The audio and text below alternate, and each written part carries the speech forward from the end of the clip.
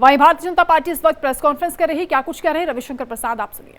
जुलाई में अपनी पूरी इंक्वायरी कंप्लीट करने के बाद जो सुप्रीम कोर्ट के जुरिडिक्शन में हुई थी, उनके आदेश के कारण हुई थी, तब अपने बचाव के पक्ष में कोई जवाब दिए बिना उन्होंने यह अटैक किया है, बेसलेस अटैक, जिसका जवाब एक ग्रुप ने दिया है, हमें कुछ नहीं कहना है। जिसका जवाब सेबी के चेयरपर्सन ने दिया, उनके परिवार ने दिया, हमें कुछ नहीं कहना है। जिसका जवाब सेबी ने भी दिया है। लेकिन कुछ बातें आज हम उठाना चाहते हैं। हिंडनबर्ग में किसका इन्वेस्टमेंट है, आपको मालूम है? जॉर्ज सोरोस का। यह महाशय कौन है जो भारत के खिलाफ नियमित प्रोपेगेंडा चलाते हैं? इंडिया डेमोक्रेसी नहीं है, इंडिया सेफ नहीं है, वगैरह वगैरह। और इस हद तक है कि मोदी के पूरे सत्ता को बदलना चाहिए, आह्वान किया था जनता से। ये वहां मेन इन्वेस्टर है। लेकिन सवाल पूछना है कांग्रेस पार्टी से, क्या चाहते हैं आप? चाहते क्या है आप? देश मोदी के से नफरत करते हुए कांग्रेस पार्टी आज हिंदुस्तान से नफरत करने लगी है। In their pathological hatred against Narendra Modi ji, led by Mr. Rahul Gandhi and his friends, toolkit gangs, Congress party today has developed a hatred against India itself. अगर भारत का स्टॉक मार्केट गड़बड़ाएगा तो स्मॉल इन्वेस्टर्स परेशान होंगे कि नहीं?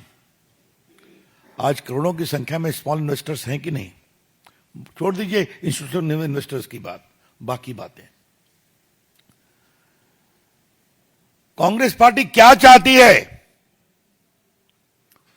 भारत को वही कंट्रोल राज में ले आया जाए, नेहरू जी के समय वाला,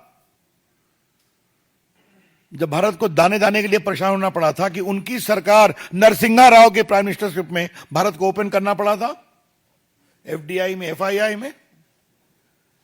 क्या वहीं जाना चाहते हैं क्या? टूल किट वालों को तो कोई मतलब नहीं हिंदुस्तान के विकास से।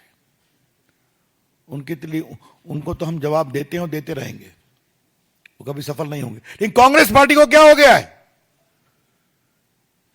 जिसने 55 साल तक देश में राज किया है? क्या मतलब है इसका? मतलब कहीं से कोई चिट मिल जाए। कांग्रेस पार्टी की पॉलिटिक्स में एक टूलकिट पॉलिटिक्स है, दूसरा है चिट पॉलिटिक्स।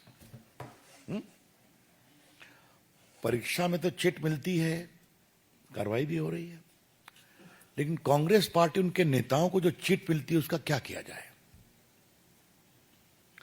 कभी राफेल की चिट मिल गई तो लगे हिंदुस्तान में घूमने, वो सुप्रीम कोर्ट से हारे, माफी मांगना पड़ा, कंटेम्प्ट हुआ उनके खिलाफ। फिर एक दूसरी चिट मिल गई, हिंडनबर्ग की पहली रिपोर्ट, वो चिट मिल गई। उसमें सुप्रीम कोर्ट ने, मैंने बताया कि 24 में 23 इंक्वायरी कंप्लीट हो गई। अब हिंडनबर्ग को जुलाई में नोटिस की गई है, तो फिर ये काउंटर प्रोडक्ट हुआ। अब ये चिट पड़ गई, जेपीसी लाओ, इंक्वायरी कराओ। मतलब भारत के पूरे स्टॉक मार्केट को क्रैश कराओ, छोटे इन्वेस्टर्स के पूंजी निवेश को समाप्त कराओ, भारत में कोई आर्थिक निवेश न हो विदेश का, एफआईआई और एफडीआई, वो सबको रोको। Because Indian investment scenario is not a safe position. यह है इनकी सोच। मैं कांग्रेस के पुराने नेताओं से कहूंगा, जिन्होंने भारत को खोलने में काम किया था, इकोनॉमी को, कि कब तक आप खामोश रहेंगे? जब चमन उजड़ जाएगा। लेकिन चमन उजड़ेगा नहीं। मुझे बहुत गर्व है कि आज भी भारत का स्टॉक मार्केट स्टेबल है, आज भी। पिछली बार तो जब ये हुआ तो 2 दिन में रिकवर कर गया, और सुप्रीम कोर्ट की इंक्वायरी आई तो और रिकवर कर गया। लगता है भारत के स्टॉक इन्वेस्टर्स हिंडनबर्ग और कांग्रेस के मिली भगत को समझ गए हैं, इसलिए आज भी कोई गड़बड़ नहीं है। हम भारत के स्मॉल इन्वेस्टर्स को सैल्यूट करना चाहते हैं कि भारत के खिलाफ इस सुनियोजित षड्यंत्र पर वो विश्वास नहीं किए। Salute to them. दूसरी बात हमको कहनी यह है कि जो पूरी टाइमिंग है, ये टाइमिंग का मतलब क्या है? सेशन खत्म हुआ, शनिवार को आया, रविवार को हल्ला शुरू हुआ और आज मंडे है, तो 2+2 को 4 किया जाए। और इसके पहले जुलाई में हिंडनबर्ग को सेबी की नोटिस जाती है, आप जवाब दो। तो एक शब्द है, लीगल शब्द है, there is too many suspicious circumstances surrounding this. कई संदेहास्पद परिस्थितियां हैं इसके पीछे। जनवरी में सुप्रीम कोर्ट के आदेश, 22 इंक्वायरी कंप्लीट, एक और कंप्लीट हो गई 23। अपनी पूरी रिपोर्ट बनाने के क्रम में इस इंक्वायरी के बाद जो सेबी ने बताया उसमें मुझे कुछ नहीं कहना है, वो सेबी का विषय है। उन्होंने नोटिस दिया हिंडनबर्ग को जुलाई में, आप जवाब दीजिए। तो फिर यह बम फोड़ने की कोशिश की गई और यह बम तो फुस निकला, लेकिन उसको लॉक लिया कांग्रेस पार्टी ने, जेपीसी। भाजपा का आरोप है कांग्रेस पार्टी हिंदुस्तान को आर्थिक रूप से कमजोर करने के षड्यंत्र में शामिल है। BJP wants to say with full sense of responsibility that the present leadership of Congress party is involved in creating economic anarchy in India based upon these fictitious reports. Congress party के जो 2-3-4 प्रदेश बचे हैं, मैं उनके मुख्यमंत्रियों को कहूंगा कि आपके यहां विदेशी पूंजी निवेश नहीं हो क्या?